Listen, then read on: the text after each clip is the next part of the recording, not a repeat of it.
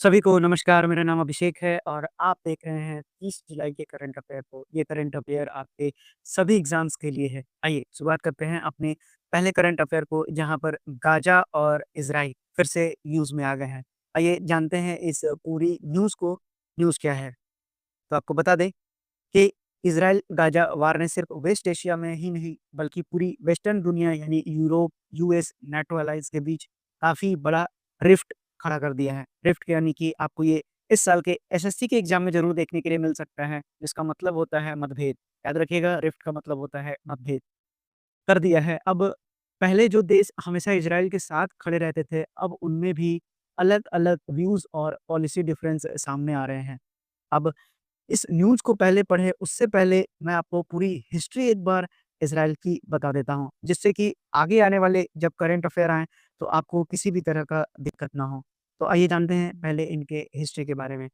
तो अब शुरुआत देखें अगर हम एंशिएंट टाइम से देखें तो इज़राइल पैलेस्टाइन रीजन को हॉली लैंड कहा जाता है। ज्यूज़, क्रिश्चियन और मुस्लिम के लिए ये पवित्र जगह है। अब ये रीजन में ज्यूज़ पहले रहते थे, लेकिन समय के साथ इन पर कई बार अटैक्स हुए और वो दुनिया भर में बिखर गए। अब ओटोमन्स रूल का समय आता है जो 1517 से 1917 तक का होता है। इस एरिया पर टर्किश ओटोमन एम्पायर का कब्ज़ा था। जब तक यहाँ उनका कब्ज़ा था, ज़्यादातर अरब्स रहते थे, यानी कि मुस्लिम पैलेस्टीनियन की बात कर रहा हूँ। और जब ब्रिटिश रूल आया 1917 से लेके 1948 तक, तो वर्ल्ड वार 1 के बाद ब्रिटेन ने इस जगह का कंट्रोल ले लिया।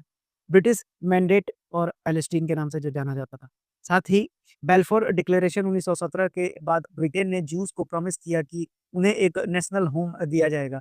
अब कॉन्फ्लिक्ट कहाँ से शुरुआत होता है, यही जानिए। अब जीविस का इमिग्रेशन होना चालू होता है। यूरोप में ज्यूज़ पर अत्याचार बढ़ने के बाद कब जब नाज़ी जर्मनी के दौरान कई ज्यूज़ पैलेस्टीन में बसने लगे। अब टेंशन बढ़ता गया, अरब को लगा कि उनकी ज़मीन और राइट छीन रही है। क्लैशेज़ होने लगे, दोनों साइड्स ने अपने अलग-अलग आइडेंटिटी और लैंड क्लेम करना शुरू कर दिया। फिर आता है बीच में यूनाइटेड नेशन का प्लान और इस प्लान को कहा जाता है यूएन पार्टीशन प्लान 1947। यूएन ने प्रपोज़ किया कि पैलेस्टीन को 2 हिस्सों में बाँटा जाए। एक जीविश स्टेट जो इज़राइल के रूप में आप देखते हैं और एक अरब स्टेट पैलेस्टीन के रूप में। जेरूसलम को इंटरनेशनल सिटी बनाया जाए। ज्यूज़ ने इसे एक्सेप्ट किया पर अरब्स ने मना कर दिया। अब इज़राइल का गठन और पहला युद्ध समझते हैं जो 1948 में हुआ। 14 मई 1948 को इज़राइल ने अपने अस्तित्व का घोषणा किया, यानी इज़राइल बन गया। अगले ही दिन अरब कंट्री जैसे कि Egypt, Jordan, Syria, Iraq, Lebanon ने इज़राइल पर अटैक कर दिया और नतीजा क्या हुआ? इज़राइल जीत गया और अपनी बाउंड्रीज़ बढ़ा ली। अब हज़ारों के जो पैलेस्टीनियन रिफ्यूजीज़ थे वो बन गए। अब इससे नकबा यानी कि कैटास्ट्रॉफ़ी जिसे कहा जाता है, ऐसी सिचुएशन आ गई। तो अब शांति के भी प्रयास किए गए, जिसमें पहला प्रयास 1993 में ओस्लो अकॉर्ड के थ्रू किया गया। अब ओस्लो अकॉर्ड याद रखिएगा कई बार परीक्षाओं में पूछा गया है। इज़राइल और पैलेस्टीन लिबरेशन ऑर्गेनाइजेशन पीएलओ ने पहली बार एक-दूसरे को माना और लिमिटेड सेल्फ रूल दिया गया, वेस्ट बैंक और गाज़ा में। उसके बाद कैंप डेविड टॉक आता है 2000 में, जिसमें फाइनल पीस डील की कोशिश हुई, लेकिन वे फेल हो गया। उसी तरह से हमास वर्सेस फतह स्प्लिट 2006 में आया। अब गाज़ा में हमास यानी मिलिटेंट ग्रुप और वेस्ट बैंक में फतह यानी मॉडरेट ग्रुप अलग हो गए। इससे पैलेस्टीन और डिवाइड हो गया। हम आज की हालात में देखें तो इज़राइल ने गाज़ा को ब्लॉकेड किया हुआ है, जबकि 2007 से हमास और इज़राइल के बीच रॉकेट अटैक्स और एयर स्ट्राइक्स बार-बार होते हैं। 2023 में भी एक मेजर इज़राइल-हमास वार हुआ, जिसमें गाज़ा में मैसिव डिस्ट्रक्शन हुआ। अब उसके बाद की कहानी आपने जान रखा है। अब मूल विवाद क्या है ये भी समझ लीजिए कि ये पर्टिकुलर ज़मीन का मुद्दा है। अब इसको मैं आपको समझाऊँ उससे पहले आप मैप को देख लीजिए। अब अगर आप मैप में देखेंगे तो ये हमारा भारत है और भारत से अगर आप ये हो गया नॉर्थ, ये हो गया साउथ, ये हो गया वेस्ट और ये हो गया ईस्ट। तो भारत से अगर नॉर्थ वेस्ट की तरफ जाएँगे मिडल ईस्ट से आगे तो आपको एक छोटा-सा देश दिखाई पड़ेगा। ये है इज़राइल। अब इज़राइल जो है मेडिटेरेनियन सी से लगा हुआ है, इसको बड़े फॉर्मेट में देखिए। अब इज़राइल के बारे में पहले थोड़ा जान लीजिए जो एग्ज़ाम पर्सपेक्टिव से काफ़ी इम्पोर्टेंट है। बता दें आपको कि इज़राइल जो है जिसे स्टेट ऑफ इज़राइल के नाम से जाना जाता है, एक कंट्री वेस्ट एशिया में है, ये मैंने आपको बता दिया। अगर आप नॉर्थ में देखेंगे तो लेबनान है, सीरिया नॉर्थ ईस्ट में है, जॉर्डन ईस्ट में है और इजिप्ट साउथ वेस्ट में है। और साथ ही साथ मेडिटेरेनियन सी वेस्ट में लगा हुआ है। अब कई बार मैंने आपको बता रखा है कि इज़राइल की कैपिटल है जेरूसलम। ये है जेरूसलम जो इज़राइल की कैपिटल है। अब इज़राइल के बारे में मैंने पहले भी लिखा चुका हूँ कि जो यहाँ के प्रेसिडेंट हैं उनका नाम है इसहाक हर्ज़ोग और प्राइम मिनिस्टर हैं बहुत ही फ़ेमस हमारे बेंजामिन नेतन्याहू। जब आते हैं तो लड़ाई की शुरुआत हो जाती है। वहीं यहाँ की ऑफ़िशियल लैंग्वेज हिब्रू है और यहाँ के पार्लियामेंट को नेसेट कहा जाता है। तो अब आप इज़राइल को समझ गए होंगे। साथ ही साथ आप देख लीजिए, मैंने आपको सब कुछ एक्सप्लेन कर दिया जॉर्डन के बारे में, सीरिया के बारे में और साथ ही साथ लेबनान के भी बारे में। अब आपको बता दें कि अब हुआ क्या था, अब जान लीजिए तो अब आपको काफ़ी अच्छे से समझ में आएगा। अब मूल विवाद क्या था, तो मेन ज़मीन का मुद्दा था। पैलेस्टीनियन चाहते हैं कि वेस्ट बैंक और गाज़ा मिल के उनका अपना देश हो, यानी कि वो पैलेस्टीनियन स्टेट चाहते हैं। इज़राइल कुछ एरिया में इल्लीगल सेटलमेंट बना रहा है, जिससे पैलेस्टीन एक्सेप्ट नहीं करता है। और जेरूसलम जो है, दोनों इसे अपनी राजधानी बनाना चाहते हैं, लेकिन जेरूसलम एक रिलीजियसली सेंसिटिव सिटी है। अब रिफ्यूजी का इश्यू क्या है, 1948 और 1967 के बाद लाखों के पैलेस्टीनियन अपना घर छोड़कर रिफ्यूजी बन गए। अब उनका राइट टू रिटर्न डिमांड किया जा रहा है। तो ये तो थी आपको बातें जो इनके हिस्ट्री से थी, अब आपको काफ़ी कुछ समझ में आ गया होगा। अब आइए जानते हैं कि अब हुआ क्या है, यानी आज की न्यूज़ क्या है, ये जान लीजिए। तो मेजर जो वेस्टर्न कंट्रीज़ हैं, उनका अब रुख क्या है, ये जान लीजिए। तो यूनाइटेड स्टेट सबसे पहला कंट्री है, जिसके बारे में बता दूँ कि अमेरिका इज़राइल का सबसे बड़ा सपोर्टर है। मिलिट्री एड और पॉलिटिकल सपोर्ट भी देता आ रहा है, काफ़ी पुराने समय से, और इसका कारण भी मैं आपको बताऊँगा कभी और क्लास में। लेकिन अब ट्रम्प सरकार पर काफ़ी प्रेशर है, जैसे कि यूथ, प्रोग्रेसिव वोटर और सिविल सोसाइटी और इंटरनेशनली भी। अब कुछ डेमोक्रेट्स और जीविस सिविल राइट ग्रुप भी इज़राइल की मिलिट्री एक्शन को क्रिटिसाइज़ कर रहे हैं। यूएन में यूएस ने कई बार सीज़ फायर प्रपोज़ल वीटो किया है। अब यूरोपियन यूनियन के बारे में भी जान लीजिए। फ्रांस, स्पेन, आयरलैंड और नॉर्वे और बेल्जियम ओपनली इज़राइल के खिलाफ बोल रहे हैं। पैलेस्टीनियन स्टेटहुड और सीज़ फायर की माँग कर रहे हैं। जर्मनी और ऑस्ट्रिया अब भी स्ट्रांगली इज़राइल के सपोर्ट में हैं। और इसका कारण है होलोकॉस्ट का जो हिस्टोरिकल गिल्ट है, ये अभी तक मिटा नहीं है। और ईयू को अगर एक ब्लॉक के फॉर्म में देखें, तो एक यूनाइटेड पोजीशन नहीं ले पाया है अभी तक। अब ग्लोबल साउथ और इंटरनेशनल बॉडीज़ की बात करें, तो साउथ अफ्रीका, ब्राज़ील, इंडोनेशिया जैसे देश इज़राइल के अगेंस्ट स्ट्रांगली बोल रहे हैं। इंटरनेशनल कोर्ट ऑफ जस्टिस और इंटरनेशनल क्रिमिनल कोर्ट ने इन्वेस्टिगेशन स्टार्ट कर दिए हैं। यूएन में भी फेमाइन वार्निंग और ह्यूमैनिटेरियन क्राइसिस का ज़िक्र हो रहा है। अब इस रिफ्ट का संभावित प्रभाव क्या हो सकता है? अब रिफ्ट का मतलब मैं आपको बार-बार नहीं बताऊँगा, मैंने रिफ्ट का मतलब आपको समझा दिया है, यानी कि मतभेद। तो अब जान लीजिए, जो यूएस और कुछ यूरोपियन कंट्रीज़ के बीच डिप्लोमैटिक टेंशन बढ़ सकता है। बढ़ सकता है क्या? बढ़ ही रहे हैं। नाटो यूनिटी वीक हो सकता है, और स्पेशली जब रशिया और चाइना के चैलेंजेस ऑलरेडी बने हुए हैं। गाज़ा इश्यू पर वेस्ट की डबल स्टैंडर्ड है। Russia Ukraine war versus Gaza war दिख रहा है आपको। अब ग्लोबल साउथ में लोग बोल रहे हैं ह्यूमन राइट सिर्फ सिलेक्टेड केसेस में ही मैटर करता है। अब चाइना, रशिया का क्या रोल है? दोनों कंट्रीज़ ग्लोबल साउथ के साथ अलाइनमेंट दिखाकर अपना इन्फ्लुएंस बढ़ा रहे हैं। वेस्ट की डिवीज़न का फ़ायदा उठाकर मल्टीलैटरल इंस्टीट्यूशन यूएन, डब्ल्यूटीओ पर अपना ग्रिप मजबूत कर रहे हैं। अब वेस्टर्न कंट्रीज़ में प्रोटेस्ट, इलेक्शन और पार्टी पॉलिसीज़ गाज़ा इश्यू से प्रभावित हो रहे हैं। अमेरिका में 2024 के इलेक्शन के लिए पैलेस्टीन इश्यू एक बड़ा यूथ कंसर्न बन चुका है। तो अब अगर कंक्लूज़न की ओर जाएँ, तो गाज़ा वार सिर्फ़ एक रीजनल मुद्दा नहीं है, ये वेस्टर्न दुनिया की मोरल अथॉरिटी और स्ट्रैटेजिक कोहेरेंस को टेस्ट कर रहा है। इसके प्रभाव global power dynamics, diplomatic relation और मल्टीलैटरल सिस्टम पर दिखने लगे हैं। तो ये थे इम्पोर्टेंट पॉइंट जो आपको पूरी तरह से याद रखने थे। With reference to the recent diplomatic rift in the western world over the Gaza conflict, consider the following statement. तो क्या है? The United State has consistently supported the UN resolution condemning Israel actions in Gaza. नहीं भाई, Israel, ये United state तो support करता है Israel को, क्योंकि आपको पता है कि बहुत सारे जो वोटर्स हैं यूनाइटेड स्टेट में, वो इज़राइलियन हैं। अब दूसरा जो है, some European countries like Spain and Ireland have called for the recognition of the Palestinian. बिल्कुल मैंने ये बताया, ये बिल्कुल सही है। जर्मनी और ऑस्ट्रेलिया स्ट्रॉन्ग सपोर्ट में है, ये भी सही है। और division over Gaza has been used by the China and Russia, ये भी बिल्कुल सही है। यानी कि इस सवाल का सही उत्तर हो जाएगा आपका 2, 3 और 4। ये बढ़ते हैं अगले करंट अफ़ेयर पे। अगला करंट अफ़ेयर में इंश्योरेंस सेक्टर न्यूज़ में है। आइए इसको पूरा समझते हैं कि इंश्योरेंस सेक्टर में क्या हुआ है। तो आपको बता दें कि जो इंडिया का इंश्योरेंस सेक्टर है, अब वो ट्रैक पर आ गया है कि वो डबल हो जाएगा, यानी कि अभी जितना है उससे डबल हो जाएगा 2030 तक। यानी कि एक नया रिपोर्ट आया है, जिसे आईबीएआई मैकेंजी के मुताबिक कहें, तो इंडिया का इंश्योरेंस सेक्टर 2030 तक 25 लाख करोड़ के ग्रॉस रिटेन प्रीमियम तक पहुँच सकता है। 2024 में जो जीडब्ल्यूपी है यानी gross written premium 11.2 lakh crore लगभग था, जो 6 सालों में डबल से ज़्यादा होने वाला है। अब अगर 2020 में बात करें तो जो ग्रोथ का एस्टिमेट है आपको समझ आएगा कि 2020 में 7.8 लाख करोड़ था, वहीं 2024 में 11.2 लाख करोड़ था और 2030 का टारगेट है 25 लाख करोड़। अब ये बताता है कि सेक्टर में तेज़ी से ग्रोथ हो रहा हो। अब इंश्योरेंस पेनिट्रेशन का बढ़ना ऐसा हुआ क्यों? तो 2024 में इंश्योरेंस का जीडीपी के साथ पेनिट्रेशन था 3.7% का और 2030 तक ये बढ़कर 5% हो सकता है। मतलब ज़्यादा लोग इंश्योरेंस ले रहे होंगे। अब आइए आपको समझा दें कि रिटेल सेगमेंट और इंस्टीट्यूशनल सेगमेंट होता क्या है। तो रिटेल यानी कि व्यक्ति के लिए है ये, यानी रिटेल काफ़ी बड़ा हिस्सा रहेगा, 21 लाख करोड़ तक पहुँच सकता है। इसमें ज़्यादातर कंट्रीब्यूशन लाइफ इंश्योरेंस का होगा, लगभग 90% से ज़्यादा।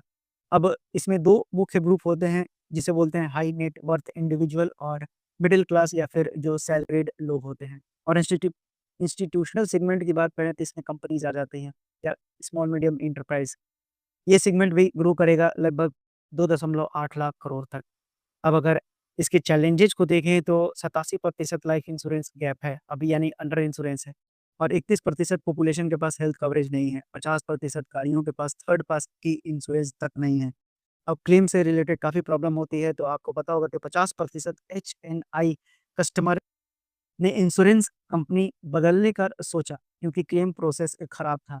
और वहीं पर अगर हम बात करें 75% जो एसएमई हैं, उनको डॉक्यूमेंट और प्रोसेस में दिक्कत होती है। अब इसका कारण लो अवेयरनेस और इंटेंशन भी हो सकता है। काफ़ी लोग इंश्योरेंस सिर्फ तब तक लेते हैं जब रेगुलेशन या क्लाइंट ने कहा हो। तो अब अगर आखिरी बातों पर कहें तो भारत का इंश्योरेंस सेक्टर बहुत तेज़ी से ग्रो कर रहा है, लेकिन अवेयरनेस, ईज़ी क्लेम प्रोसेस और कस्टमाइज़्ड प्रोडक्ट्स बनाने की ज़रूरत है। अगर ये किया गया तो भारत ग्लोबल इंश्योरेंस स्टैंडर्ड के करीब पहुँच सकता है। अब जान लीजिए एलआईसी के बारे में, इसकी स्थापना हुई थी 1 सितंबर 1956 को। याद रखिएगा 1 सितंबर 1956 को इसकी स्थापना हुई थी। इसका हेडक्वार्टर मुंबई में है और इसके सीईओ और एमडी हैं आर दोराईस्वामी। याद रखिएगा एलआईसी के की पीपल का नाम आपको याद रखना है। दोराईस्वामी। दोराईस्वामी से सवाल पूछा जा सकता है आपके एग्ज़ाम में। ये क्या हैं? तो एलआईसी के सीईओ और एमडी हैं। तो अब आइए अगर आपने लेक्चर को ध्यान से सुना होगा तो आप इस क्वेश्चन को कर लेंगे। तो सवाल कहता है कि जो ग्रॉस रिटेन मैं आप ये नहीं पढ़ रहा हूँ कि इंडिया के इंश्योरेंस सेक्टर ग्रोथ करने वाला 2030 तक। अब सीधा देखेंगे क्वेश्चन को, जो ग्रॉस रिटेन प्रीमियम है जीडब्ल्यूपी इंडिया में are projected to grow from 11.2 lakh crore in 2024 to 25 lakh crore 2030 तक। तो ये बिल्कुल सही जवाब है। जो रिटेल सेगमेंट है वो कंट्रीब्यूट करेगा लाइफ इंश्योरेंस को जो लगभग 80% कवर करेगा टोटल जीडब्ल्यूपी का 2030 तक। ये भी मैंने बताया बिल्कुल सही है। अब insurance penetration in India is expected to decline, नहीं डिक्लाइन थोड़ी हो रहा है, ये तो बढ़ रहा है। A significant share of institutional insurance growth is expected to come from SME, ठीक है, स्मॉल मीडियम एंटरप्राइजेज, ये बिल्कुल सही है। यानी आपके सवाल का उत्तर हो जाएगा 1, 2 एंड 4 हो जाएगा, यानी ऑप्शन नंबर बी सवाल का बिल्कुल सही उत्तर। आइए बढ़ते हैं अपने अगले करंट अफेयर जो ट्रेलर मिसाइल न्यूज़ में है। ट्रेलर गुंडा स्वामी आप तिरंगा पिक्चर देखे होंगे, तो मेरे हँसी का कारण जान जाएगा। आइए इस न्यूज़ को समझते हैं क्या हुआ है, पूरी न्यूज़ को जान लीजिए। उस न्यूज़ को जानने से पहले सबसे पहले आपको बता दें कि प्रलय मिसाइल आपका सरफेस टू सरफेस मिसाइल है। सरफेस टू सरफेस मिसाइल के नाम से जाना जाता है। वहीं मैंने आपको डीआरडीओ के बारे में कई बार याद करा रखा है, लिखवा भी दिया है। तो इसका फॉर्मेशन 1958 में हुआ था। याद रखेंगे कि जो डीआरडीओ का फॉर्मेशन है वो 1958 में हुआ है और समीर भी कामत अभी इसके हेड हैं, तो याद रखिएगा। अब 1958 में और इसका जो हेडक्वार्टर है, ये भी याद रखिएगा आप, इसका हेडक्वार्टर नई दिल्ली में है। कहीं आप इसरो के साथ मर्ज मत कर लीजिएगा, इसका हेडक्वार्टर है नई दिल्ली में। समीर कामत जी का भी नाम काफ़ी इम्पोर्टेंट है। उसी तरह से इसका जो मोटो है ये भी याद रखना है, strength origin is in science, यानी कि बलस्यम मूलम विज्ञानम। Strength origin is in strength origin is in science है, यानी कि मैं फिर से बोल देता हूँ, बलस्यम मूलम विज्ञानम, ये तो संस्कृत में हो गया। तो इतनी बातें अब याद रखिएगा। मिनिस्ट्री जो रिस्पॉन्सिबल है वो है राजनाथ सिंह, यानी मिनिस्टर ऑफ डिफेंस की बात की जा रही है। तो इतनी बातें तो हो गई बेसिक। उसके बाद अब समझ लीजिए 2 तरह के मिसाइल होते हैं। एक को बोलते हैं क्रूज़ मिसाइल और दूसरे को बोलते हैं बैलिस्टिक मिसाइल। तो अभी आप जो देख रहे हैं प्रलय मिसाइल, वहाँ पर हम बैलिस्टिक की बात कर रहे हैं। अब क्रूज़ मिसाइल और बैलिस्टिक मिसाइल में अंतर क्या होता है समझिए। ये मान लीजिए कि पृथ्वी है, तो अब हम आपको समझाएँ कि बैलिस्टिक मिसाइल क्या होता है? तो बैलिस्टिक मिसाइल ये काफ़ी ऊपर तक जाता है। मैं लिख देता हूँ, ये बैलिस्टिक हो गया और नीचे क्रूज़ लिखूँगा तो आपको समझ में आ जाएगा। तो बैलिस्टिक मिसाइल धरती की सतह से काफ़ी ऊपर जाकर तब ये अपने टारगेट को नीचे आकर हिट करता है, ठीक है? और जो हमारा क्रूज़ मिसाइल है, क्रूज़ मिसाइल को मैं कलर चेंज कर देता हूँ तो आपको समझने में आसानी हो जाएगी। ये बिल्कुल शॉर्ट ट्रैजेक्टरी लेता है और ये डायरेक्टली टारगेट को जाके अचीव कर लेता है। अब दोनों के बीच का डिफरेंस क्या हो जाएगा? तो जो क्रूज़ मिसाइल होगा अगर आप देखेंगे तो वो नीचे-नीचे जा रहा है, यानी फ्लैट छक्का जैसे मारते हैं ना, सिक्स मारते हैं ना फ्लैट सिक्स क्रिकेट में, उसी तरह से ये फ्लैट ट्रैजेक्टरी करके जाता है। तो क्रूज़ मिसाइल ज़ाहिर-सी बात है काफ़ी स्मॉलर, यानी कि ज़्यादा ये पेलोड नहीं लेकर जा सकता है, यानी कि ये कैरी कर सकता है स्मॉल पेलोड को। वहीं अगर ऊपर से कोई चीज़ काफ़ी ऊपर से नीचे आके मारेगा तो ये हाई पेलोड लेके जा सकता है। तो ये बेसिक डिफरेंस हो गया। उसी तरह अगर आप देखेंगे तो जो बैलिस्टिक मिसाइल होता है, उसमें रॉकेट इंजन का यूज़ किया जाता है। तो बैलिस्टिक में आप क्या यूज़ करेंगे? रॉकेट इंजन का यूज़ करेंगे। वहीं पर अगर आपको स्मॉल पेलोड लेकर जाना है, तो आप यहाँ पर किसका यूज़ करेंगे? और फ्लैट में, तो आप जेट इंजन्स का यूज़ करेंगे। ये बेसिक डिफरेंस है जो आपसे परीक्षाओं में पूछा जा सकता है। तो ज़ाहिर-सी बात है, अब ये छोटा ट्रैजेक्टरी ले रहा है, तो ये इसकी रेंज कितनी हो जाएगी? ये शॉर्ट रेंज के लिए होता है और ये आपका क्या हो जाएगा? लॉन्ग रेंज के लिए हो जाएगा। तो याद रखेंगे, लॉन्ग रेंज हो गया बैलिस्टिक मिसाइल। तो इतनी बातें आपको याद हो जाएगी और क्रूज़ मिसाइल में तो आपको पता ही है कि क्रूज़ में आपके पास ब्रह्मोस है, सुपरसोनिक क्रूज़ मिसाइल, दुनिया का सबसे तेज़।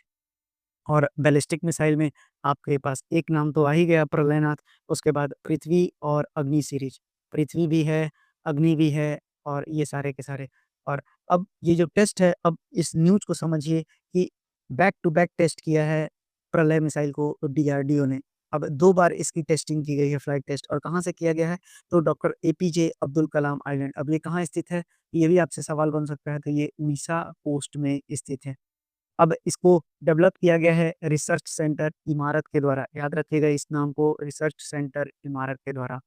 अब प्रलय कैसा प्रोपेलेंट है? तो ये एक solid propellant quasi ballistic missile है जो प्रिसिजन स्ट्राइक के लिए बनाया गया है। अब समझिए, अब इस मिसाइल को डीआरडीओ ने डिज़ाइन किया है और कन्वेंशनल वारहेड, यानी कि ये नॉन न्यूक्लियर कैरी करता है। याद रखिए कि ये जो प्रलय मिसाइल है आपके पास, ये नॉन न्यूक्लियर है। न्यूक्लियर मत टिक करके आ जाइएगा, कुछ दिन पहले मैंने पृथ्वी 2 बताया था और अग्नि, तो वहाँ पर वो दोनों न्यूक्लियर कैपेबल थे, ये नहीं है। अब ये कैसा मिसाइल है? तो surface to surface short range ballistic missile है। अब इसकी रेंज कितनी होगी? तो 150 से 500 किलोमीटर तक है और साथ ही साथ इसको एक्सटेंड किया जा सकता है 700 किलोमीटर तक। तो याद रखिएगा इस पॉइंट को भी। और स्पीड कैसा होगा? तो स्पीड इसका सुपरसोनिक स्पीड होगा। अब क्वासी बैलिस्टिक मिसाइल क्या होता है? तो यानी कि इसका पाथ अनप्रेडिक्टेबल होता है, जो मिसाइल डिफेंस सिस्टम के लिए ट्रैकिंग मुश्किल बना देता है। साथ ही साथ इसके पास क्विक लॉन्च कैपेबिलिटी भी है, यानी मोबाइल लॉन्चर से तुरंत लॉन्च किया जा सकता है। हाई एक्यूरेसी, ये मैंने आपको बता दिया। तो आप याद रखिएगा, प्रलय मिसाइल से संबंधित इतनी बातें आपको पूछा जा सकता है। अब आइए बढ़ते हैं अपने अगले करंट अफेयर को, जहाँ पर तुर्की यानी टर्की न्यूज़ में आ गया है। टर्की अपनी गज़ब के फॉर्म के लिए आया है। गज़ब आपने सुना है, गज़ब नहीं है, ये गज़ब है। GAZAP बॉम्ब के लिए अब टर्की न्यूज़ में आ गया है। आइए जानते हैं पूरे डिटेल में, इस न्यूज़ को समझते हैं। देखिए, टर्की ने IDEF 2025 डिफेंस एक्सपो हब, जो कि इस्तांबुल में हुआ था, वहाँ पर गज़ब GAZAP बॉम्ब का पहली बार डिस्प्ले किया है। यह अब तक का टर्की का सबसे हेवी और पावरफुल नॉन न्यूक्लियर बॉम्ब है।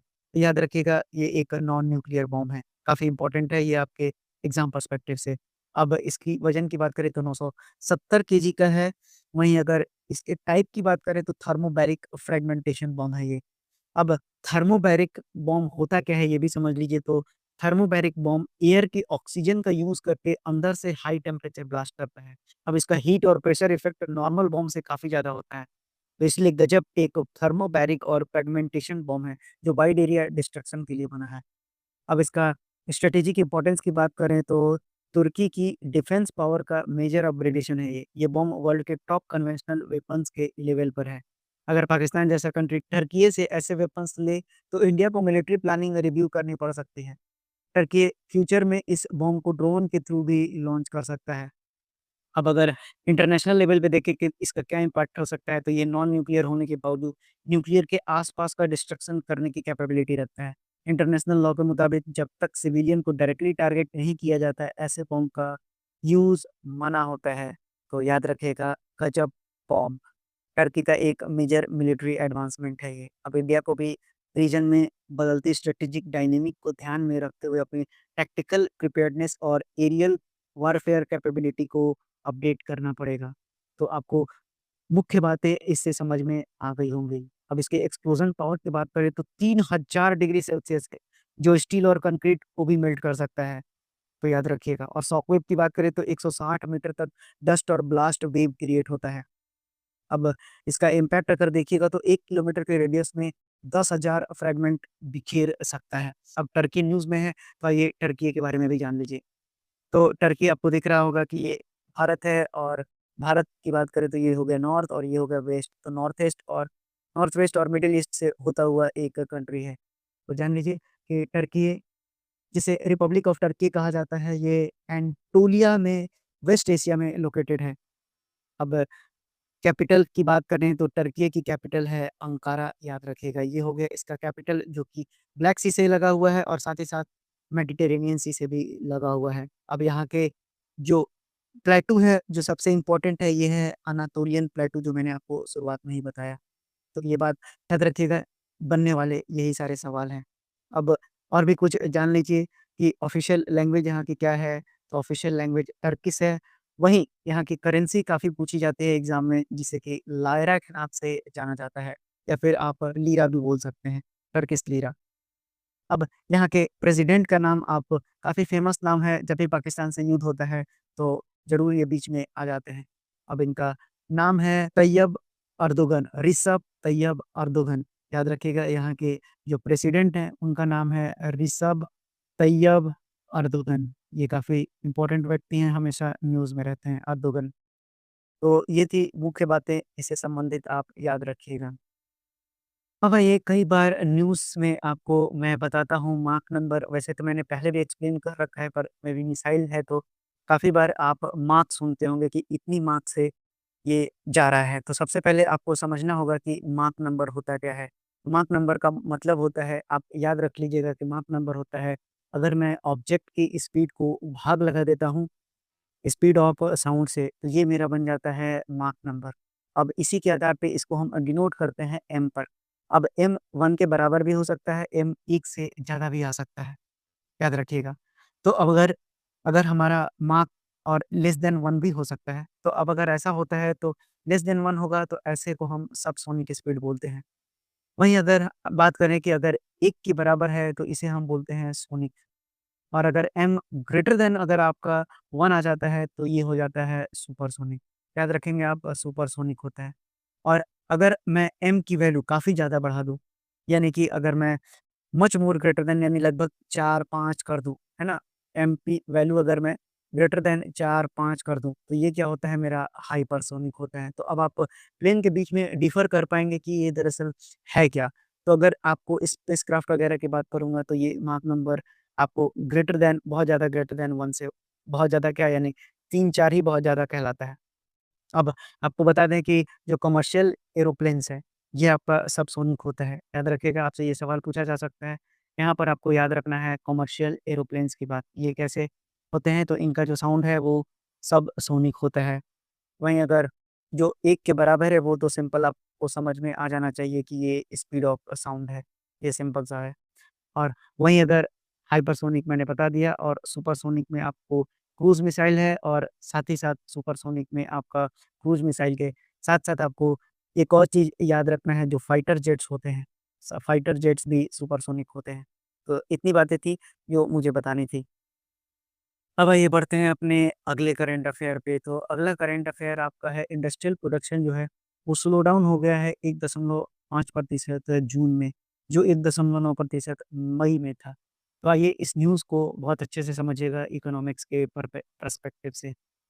आइए आपको समझा दें। सबसे पहले तो ये रिलीज़ किसके द्वारा किया जाता है, तो ये रिलीज़ किया जाता है मॉस्पी के द्वारा। अब मॉस्पी क्या है, तो ministry of statistics and programme implementation, जिसके मंत्री हैं राव इंदरजीत सिंह। याद रखिएगा, राव इंदरजीत सिंह मॉस्पी के मिनिस्टर हैं।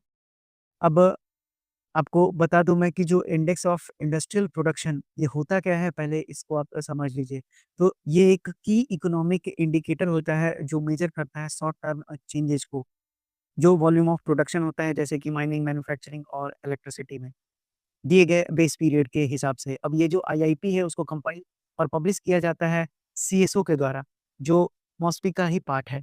और साथ ही साथ आपको बता दें कि ये मंथली पब्लिश किया जाता है। तो इतनी बातें अगर आपको समझ में आ गई तो अब आपको रिपोर्ट काफ़ी अच्छे से समझ में आ जाएगा।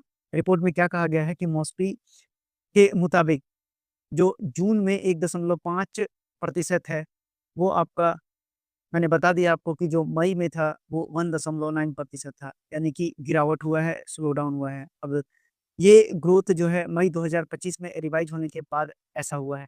तो फिर से आपको बता दूँ कि एक बार फिर से इसको अच्छे से समझ लीजिए कि मई के रिस्पेक्ट में जून में गिरावट हो गया है। तो अब ऐसा हुआ क्यों है, पहले ये समझ लीजिए। तो जो ग्रोथ इम्प्रूव था वो 3.9% जून में था, जो स्लाइटली बेटर परफॉर्मेंस है, लेकिन ओवरऑल मोमेंटम वीक रहा है। अब जो माइनिंग सेक्टर है, यहाँ सबसे ज़्यादा हर्ट हुआ है। जो आउटपुट 8.7% यहाँ पर डिक्लाइन हुआ है, अर्ली मॉनसून रेन की वजह से। और जो इलेक्ट्रिसिटी जनरेशन है, वो भी डाउन हुआ है 2.6% जून में। अब ये थोड़ा नैरो हुआ है, लेकिन फिर भी नेगेटिव है। अब आपको बता दें कि जो आउटपुट है इंटरमीडिएट गुड्स का, वो 5.5% बढ़ गया है। वहीं इंफ्रास्ट्रक्चर और कंस्ट्रक्शन गुड की बात करें तो यहाँ पर ग्रोथ देखा गया है 7.2% का। वहीं अगर कैपिटल गुड्स की बात करें तो 3.5% की वृद्धि हुई है। और कंज्यूमर ड्यूरेबिलिटी को देखें तो इम्प्रूव किया है 2.9% से, जो मई में डिक्लाइन हुआ था। तो याद रखिएगा ये थी एक समरी। अब स्लो डाउन का कारण समझिए, जो एक्सेसिव मानसून रेन हुआ सेकंड हाफ जून के, तो इसने स्पेशली इम्पैक्ट किया माइनिंग के आउटपुट को, जिस कारण से इलेक्ट्रिसिटी का जो जनरेशन है वो कम हुआ। अब मैन्युफैक्चरिंग एक ब्राइट स्पॉट है यहाँ, लेकिन माइनिंग और पावर आउटपुट के बिग डिप ने ओवरऑल फिगर को ड्रैग डाउन कर दिया। Capital good segment slow down और वीकनेस जो रहा कंज्यूमर नॉन ड्यूरेबल्स रहे। तो ये थी चीज़ें जो आपको इसमें समझनी थी। अब आइए बढ़ते हैं, अपने सवालों को करते हैं। अगर आप देखेंगे तो इंडिया का इंडस्ट्रियल प्रोडक्शन ग्रोथ जो है स्लो डाउन हुआ है 1.5% से जून में, जो कि लोवेस्ट है पिछले 10 महीने का। तो ये बिल्कुल सही जवाब है। अब दूसरा पढ़ते हैं, माइनिंग सेक्टर स्ट्रॉन्ग ग्रोथ हुआ है। नहीं भाई, बारिश की वजह से इसमें कमी आ गई है। अब manufacturing sector was the only sector to record the positive growth. नहीं, ऐसा नहीं है। मैं आपको बताते वक़्त पढ़ाते वक़्त मैंने आपको बताया कि जो इलेक्ट्रिसिटी जनरेशन है और जो माइनिंग है, दोनों ने रिकॉर्ड किया है नेगेटिव ग्रोथ। साथ ही साथ जो मैन्युफैक्चरिंग है, इंफ्रास्ट्रक्चर, कंस्ट्रक्शन गुड है, इसने पॉजिटिव ट्रेंड शो किया है। तो केवल मैन्युफैक्चरिंग ही नहीं है, यानी ये भी गलत हो गया। इंफ्रास्ट्रक्चर और कंस्ट्रक्शन गुड जो है 7% से बढ़ा है, ये बिल्कुल सही है, यानी 1 और 4 इस सवाल का बिल्कुल सही उत्तर हो जाएगा। अब आइए बढ़ते हैं आपको अगले करंट अफेयर पे, जहाँ पर इंटरनेशनल टाइगर डे 2025 मनाया गया है 29 जुलाई को। आइए समझते हैं इसे पूरे डिटेल में। तो कुछ बातें जो आपको जान लेनी चाहिए। सबसे पहले तो भारत में जो टाइगर रिज़र्व की संख्या है वो कितनी है? तो उस टाइगर रिज़र्व की संख्या है 58, याद रखेंगे। अब उसी तरह से आपको 58वाँ टाइगर रिज़र्व का नाम पता होना चाहिए, ये है माधव टाइगर रिज़र्व। माधव कहाँ पर है ये? ये है मध्य प्रदेश में। अब सबसे ज़्यादा जो पॉपुलेशन है टाइगर की, वो भी आप याद रखेंगे कि एमपी में ही है। अब टोटल कितने टाइगर हैं? तो यहाँ पर 785 टाइगर हैं। अब बाकी जो दूसरे नंबर पे है उसका स्थान है कर्नाटका, और तीसरे स्थान पर उत्तराखंड, जहाँ पर 563 और 560 टाइगर हैं। और लेटेस्ट मैंने आपको बता दिया, माधव नेशनल पार्क को डेजिग्नेट किया गया है 58वां टाइगर रिज़र्व, जो कि मध्य प्रदेश में स्थित है। अब इंटरनेशनल टाइगर डे 29 जुलाई को हर साल मनाया जाता है। अब आइए इस न्यूज़ की डिटेल को समझ लीजिए। तो 29 जुलाई को हर साल इंटरनेशनल टाइगर डे मनाया जाता है, जिसे ग्लोबल टाइगर डे भी कहते हैं। अब ये दिन 2010 में रशिया के संत पीटरबर्ग टाइगर समिट में डिक्लेयर हुआ था, जहाँ 13 टाइगर रेंज कंट्री ने मिलकर डिसाइड किया था कि 2022 तक टाइगर पॉपुलेशन को डबल करेंगे। इस गोल को टी मल्टीप्लाई बाई 2 कहते हैं, याद रखिएगा। अब इसका नाम क्या था? तो टी मल्टीप्लाई बाई 2। अब ये कहाँ हुआ था? तो टी मल्टीप्लाई बाई 2 रशिया में हुआ था। अब ये रशिया के कहाँ पर हुआ था, ये भी पूछा जा सकता है आपसे, तो ये संत पीटर्सबर्ग में हुआ था। संत पीटर्सबर्ग में ये कहा गया था कि टाइगर की जनसंख्या को आपको 2022 तक डबल कर देना है और ये कब हुआ था, तो ये 2010 में हुआ था टाइगर फोरम। याद रखिएगा इतनी बातें काफ़ी इम्पोर्टेंट हैं आपके एग्ज़ामिनेशन पर्सपेक्टिव से। अब टाइगर कंज़र्वेशन के प्रति अवेयरनेस बढ़ाना इसका मेन ऑब्जेक्टिव था। हैबिटेट प्रोटेक्शन को इंश्योर करना और साथ ही साथ इलीगल शिकार करना, हैबिटेट लॉस और ह्यूमन एनिमल कॉन्फ्लिक्ट को कम करना था। अब अगर इस साल की थीम की बात करें, तो इस साल की थीम है securing the future of tiger with indigenous people and local communities at the heart. याद रखिएगा इस बात को। अब इंडिया में दुनिया के टोटल वाइल्ड टाइगर का 75% हिस्सा पाया जाता है। तो याद रखिएगा कि टोटल वर्ल्ड का 75% हिस्सा भारत में ही पाया जाता है। अब 2025 तक इंडिया में एस्टिमेटेड टारगेट है कि 3682 वाइल्ड टाइगर हो जाएँगे और इंडिया में अब तक 58 टाइगर रिज़र्व्स हैं, जो प्रोजेक्ट टाइगर जो 1973 में लॉन्च हुआ था। ये भी अब याद रखिएगा कि प्रोजेक्ट टाइगर कब लॉन्च हुआ था, तो ये 1973 में लॉन्च हुआ था, 1973। कई बार सवाल आपसे परीक्षाओं में पूछा गया है। अब प्रोजेक्ट टाइगर ने इंडिया को टाइगर कंज़र्वेशन में ग्लोबल लीडर बना दिया है। अब टाइगर्स को थ्रेट क्या-क्या है, तो इल्लीगल पोचिंग से, हैबिटेट लॉस से और क्लाइमेट चेंज भी एक मेन फैक्टर है। तो इस करंट अफेयर से संबंधित इतनी बातें महत्वपूर्ण थी। अब आइए क्वेश्चन को देखिए, तो सबसे पहला क्वेश्चन कहता है कि जो इंटरनेशनल टाइगर डे है, कब मनाया जाता है? तो 29 जुलाई को मनाया जाता है। ये मैंने आपको शुरुआत में ही बता दिया, यानी ये सवाल का बिल्कुल सही उत्तर है।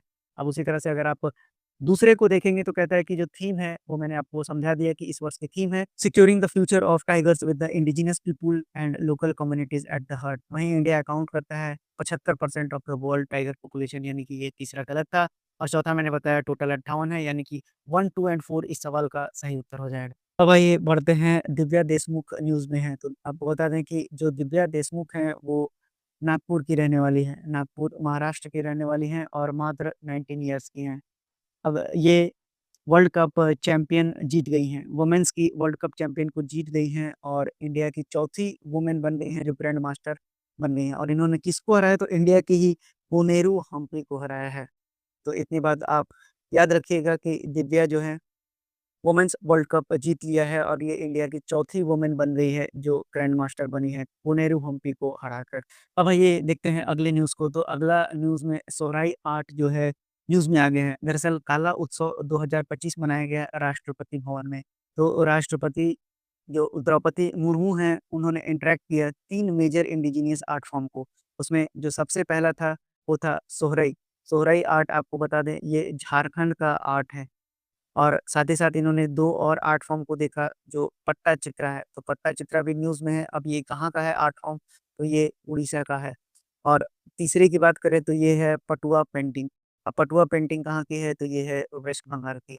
तो इन तीनों को इंटरैक्ट किए प्रेसिडेंट द्रौपदी मुर्मू ने जो इंडिजिनस आर्ट फॉर्म है और ये सेकंड एडिशन था काला उत्सव का, याद रखिएगा सेकंड एडिशन था काला उत्सव का। तो काला उत्सव 2025 आपसे पूछा जा सकता है इनमें 3 जो मुख्यतः पेंटिंग की चर्चा की गई उनमें से कौन-कौन से थे? तो सोहराई, पट्टाचित्रा, पटुआ या ऑल ऑफ द अबव। तो आपको याद रखना है ऑल ऑफ द अबव इस सवाल का सही उत्तर हो जाएगा।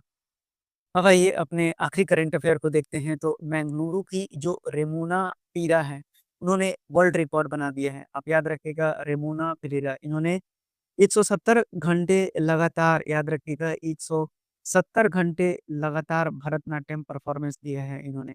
अब ये एक स्टूडेंट ही हैं, आप इनका अगर मैं ऐज बताऊँ तो इन ये 20 साल की हैं मात्र और इन्होंने इस रिकॉर्ड को हासिल कर लिया है। अब इनका जो रिकॉर्ड है golden book of world record में नाम दर्ज हो गया है और ये संत एलोयस कॉलेज की स्टूडेंट हैं, संत एलोयसियस कॉलेज की स्टूडेंट हैं, जो मैंगलोर में स्थित है। अब ये लगातार 7 दिन से नाच रही थी नॉन स्टॉप और 10,200 मिनट ऑफ परफॉर्मेंस दिया है। 10,200 मिनट, बाप रे बाप! मुझे भी काफ़ी आश्चर्यचकित ये लग रहा है। चलिए फिर भी इन्होंने जीता है, अखबार में आ गया है, तो ये अब काफ़ी इम्पोर्टेंट हो जाएँगे। इनका नाम है रेमोना पीरेरा, याद रखिएगा कहाँ की रहने वाली हैं? बेंगलुरु की रहने वाली हैं। तो आज के करंट अफ़ेयर्स से ये थे current affairs, important current affair जो आपके एग्ज़ाम पर्सपेक्टिव से काफ़ी इम्पोर्टेंट थे। आप कोई सा भी एग्ज़ाम दे रहे हो, सभी एग्ज़ाम्स के लिए ये करंट अफ़ेयर शो आपके लिए है। तो कैसा लगा आज का शो निश्चित रूप से कमेंट बॉक्स में बताइएगा और पढ़ते रहिए। बिल्कुल आपकी नौकरी लग जाएगी। तो धन्यवाद।